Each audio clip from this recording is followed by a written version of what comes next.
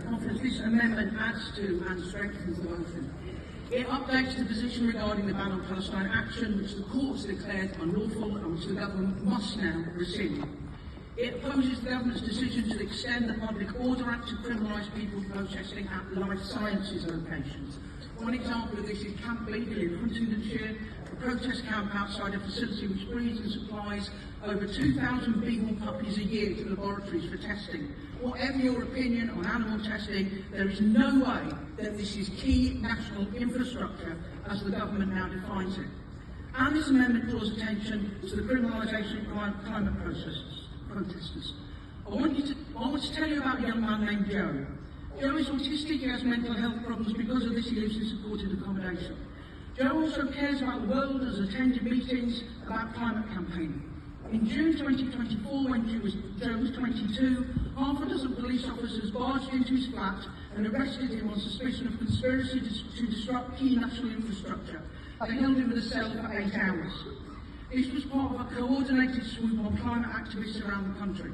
The police released Joe on bail with conditions barring him from going to an airport, encouraging others to protest at an airport, going to any meetings about protesting at airports, and being in a group of people that could be reasonably construed as planning to protest at an airport.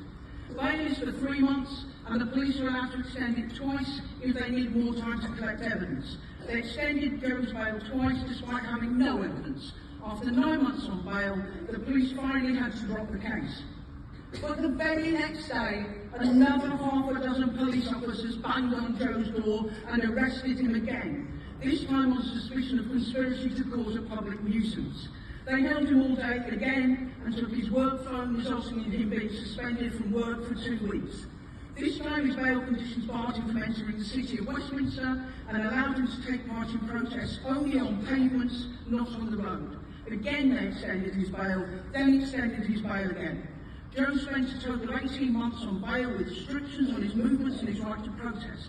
The police told Joe that he's still under investigation. At no point in this entire process did the police reveal any evidence against Joe. They don't have any evidence that he had done anything wrong because he hadn't done anything wrong.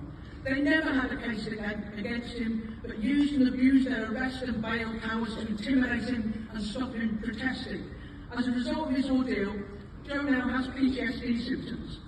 Joe's arrest took no account of his being in supported accommodation. The police do not even have a protocol for arresting people in supported accommodation, no rules to ensure that their person's dignity, rights and health are protected.